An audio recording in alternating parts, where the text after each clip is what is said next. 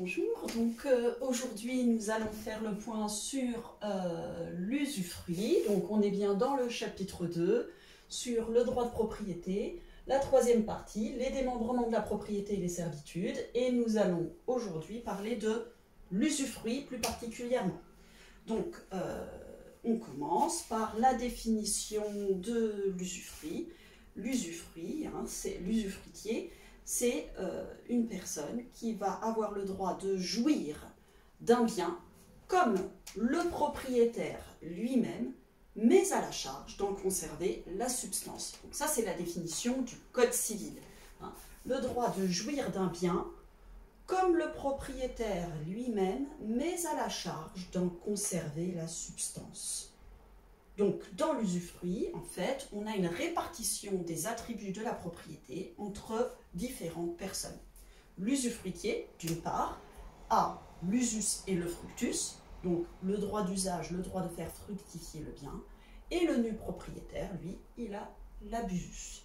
D'accord ? Donc, on répartit, c'est pour ça qu'on dit qu'on démembre, on répartit la propriété entre deux personnes différentes. On répartit les attributs de la propriété entre deux personnes différentes, l'usufruitier et le nu propriétaire. L'usufruit, c'est un droit réel. Donc, je vous rappelle, le droit réel, c'est un droit qui porte directement sur une chose. Donc, l'usufruit s'exerce directement sur une chose. Ce n'est pas un droit contre une personne, c'est un droit sur une chose, directement. Et c'est un droit temporaire. Donc, ça, c'est très important, puisque ça va en fait déterminer l'ensemble, certaines règles qui vont suivre sur l'usufruit. C'est un droit temporaire, donc qui va s'éteindre. L'idée, c'est qu'à un moment, le nu propriétaire doit retrouver la pleine propriété du bien, c'est-à-dire qu'il doit retrouver l'ensemble des attributs de la propriété. Donc, temporaire, ça veut dire qu'il est au maximum viager. L'usufruit, il peut durer, par exemple, toute la vie de l'usufruitier. Et au décès de l'usufruitier, le nu propriétaire va retrouver la pleine propriété du bien. Il peut également être prévu pour une durée donnée. On peut, dans un contrat, dire l'usufruit va durer 10 ans, 30 ans. Donc, prévoir un terme. Lorsqu'il est attribué à une personne morale, l'usufruit dure au maximum 30 ans. Donc, en tout cas, c'est un droit temporaire, il ne peut pas être indéfini. Le nu propriétaire a vocation à retrouver la pleine propriété de son bien à un moment donné. Donc, c'est une situation temporaire, par nature. Alors, à quel moment est-ce qu'on constitue un usufruit ? On a déjà vu la constitution d'usufruit. On a vu déjà que la loi prévoit, par exemple, des situations d'usufruit au moment d'une succession. La loi prévoit que le conjoint survivant peut opter pour l'usufruit lorsqu'il est en concurrence avec des descendants.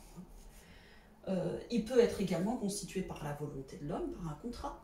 On a vu cette situation aussi dans un cas pratique en TD, où une personne avait donné un bien immobilier en s'en réservant l'usufruit. Donc là, c'était bien par la volonté de l'homme que l'usufruit était constitué.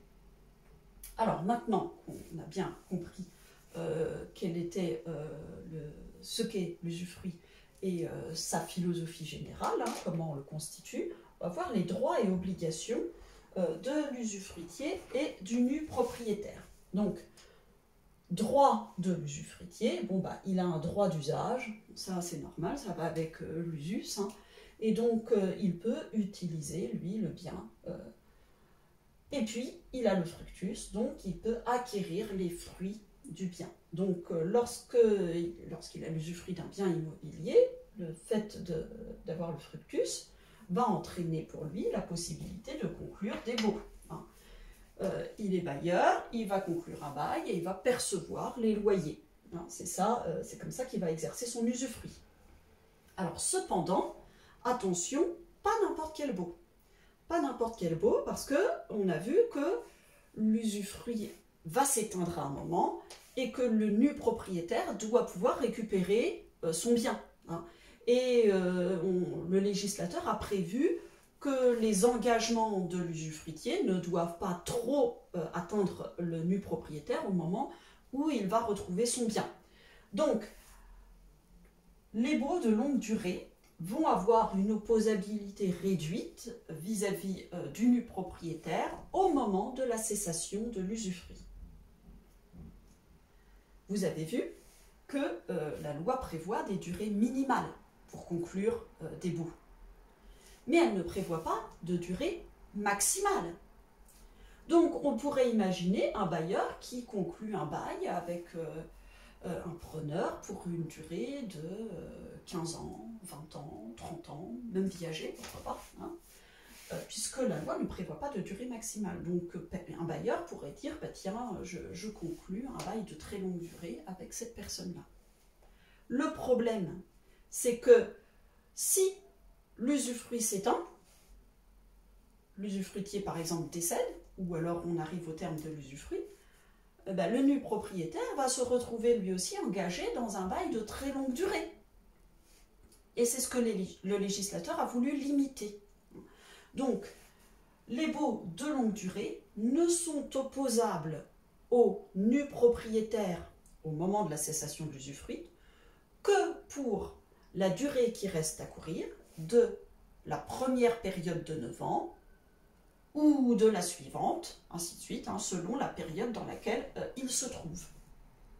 Donc concrètement, ça veut dire qu'on va découper le temps en périodes de 9 ans et au maximum, le nu propriétaire, quand il retrouve la pleine propriété du bien, ne se verra opposer que 9 ans de bail. Donc si on fait par exemple une petite échelle, voilà, on est en 2020. Donc imaginons que y a un bien qui est détenu par un usufruitier. Hop, en 2019, il a conclu un bail avec une personne pour 20 ans. 20 ans, donc il l'a conclu en 2019, ça veut dire que le bail va arriver à échéance en 2039. 2039 normalement. Donc là, bail, 20 ans. Et puis en 2021,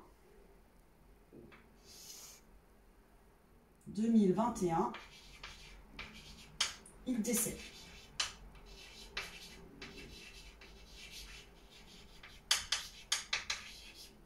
Et puis là, il avait conclu un bail.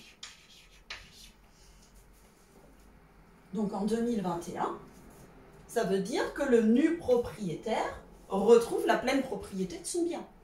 Sauf que l'usufruitier avait conclu un bail 2 ans plus tôt pour une durée de 20 ans. Donc un bail qui normalement court jusqu'en 2039. Donc lui, il se retrouve avec 18 ans de bail et donc un engagement pour 18 ans pendant lequel il ne pourra pas retrouver finalement l'usage de son bien. C'est ce que le législateur a voulu limiter.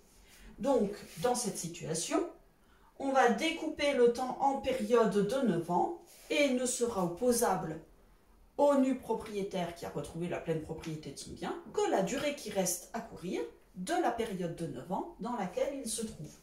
Donc, 2019 plus 9 ans, ça fait 2028.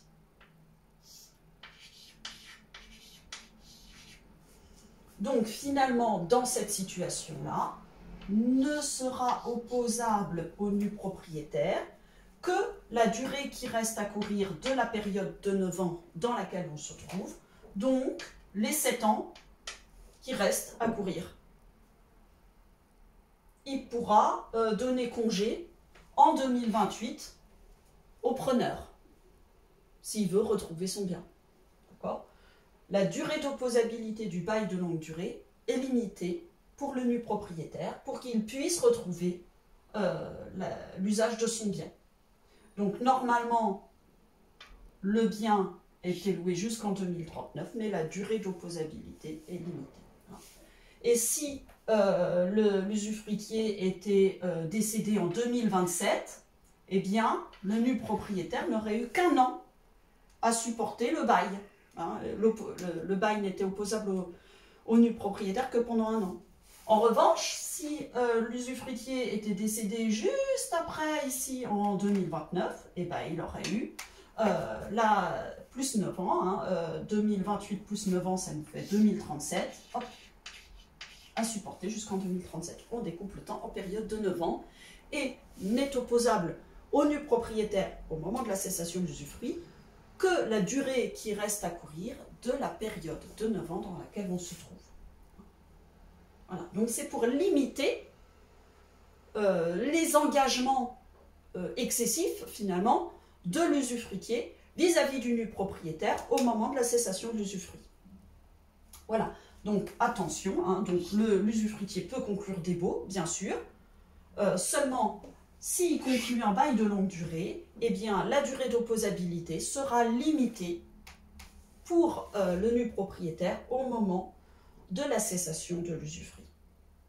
Enfin, pour les baux commerciaux et les baux ruraux, l'autorisation du nu propriétaire est obligatoire. Hein, parce que vous avez vu hein, dans votre cours de gestion que le preneur est particulièrement protégé. Bon, je pense que vous avez vu les baux commerciaux, pas les baux ruraux, parce que dans notre région on est assez peu concerné, mais les baux commerciaux. Et ici, le preneur est particulièrement protégé et il est difficile finalement pour le bailleur de retrouver son bien. C'est pour ça que, comme l'usufruit est temporaire et que le nu propriétaire va retrouver la pleine propriété du bien, on veut limiter finalement les engagements trop importants vis-à-vis du nu propriétaire. Et donc, pour conclure des baux commerciaux, eh bien, on va demander l'autorisation du nu propriétaire. Et s'il ne la donne pas, le bail sera frappé d'une nullité relative. Donc ici, pour faire fructifier son bien avec des baux de cette nature-là, il faut l'autorisation du nu propriétaire. Voilà. Alors, attention, hein, pour les baux d'habitation, loi de 89, 3 ans, là, il n'y a pas besoin de l'autorisation du nu propriétaire, hein, puisqu'il n'y a pas d'engagement excessif, enfin, qu'on va vouloir limiter. Les obligations de l'usufruitier, respecter la destination des lieux, hein, sinon il pourrait commettre finalement un abus de jouissance. Et puis, il supporte les charges usufructuaires, c'est-à-dire tout l'entretien courant du bien. Voilà pour les droits et obligations de l'usufruitier. Les droits et obligations du nu propriétaire. Donc, il a surtout une obligation de ne pas faire, il ne peut pas nuire aux droits de l'usufruitier. Il doit laisser l'usufruitier jouir du bien. Bon. Et il supporte la charge des grosses réparations. Alors là, il y a une petite subtilité quand même. Donc, vous avez bien vu, l'usufruitier supporte les charges d'entretien du bien et le nu propriétaire supporte les grosses réparations. Cependant, nous avons vu que dans la définition d'usufruit, le nu propriétaire, il a l'abusus.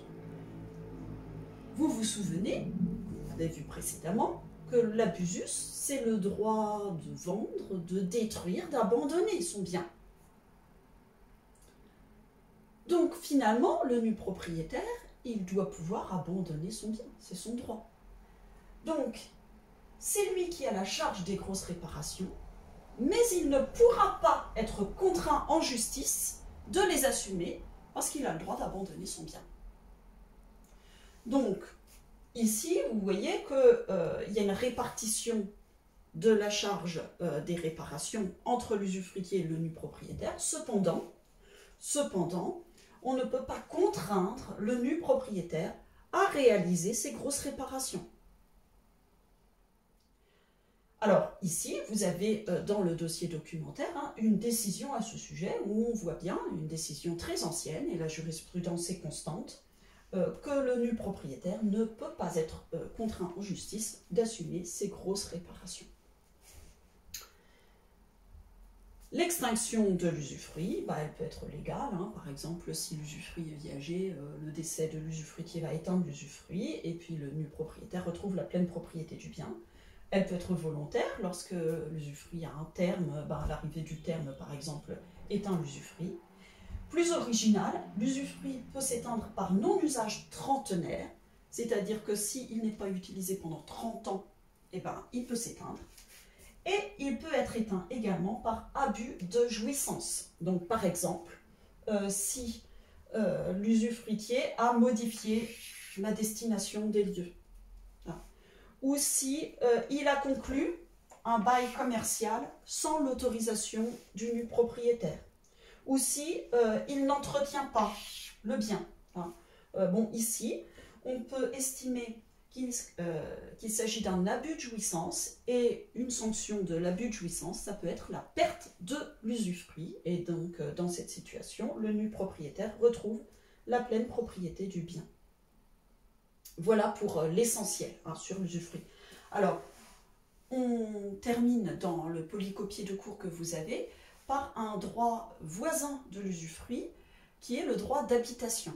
Le droit d'habitation, c'est un droit finalement beaucoup plus restreint puisqu'il s'agit pour la personne qui en est titulaire de pouvoir habiter un bien, donc l'utiliser personnellement et avec sa famille, mais pas davantage. Donc elle ne peut pas le faire fructifier et elle ne peut même pas héberger d'autres personnes que sa famille. Et vous avez dans le dossier documentaire une illustration également de ce droit d'habitation dans une petite note qui rapporte un conflit entre le titulaire d'un droit d'habitation et puis le propriétaire du bien. Voilà. Eh bien, j'espère que tout est plus clair pour vous et je vous souhaite une bonne journée.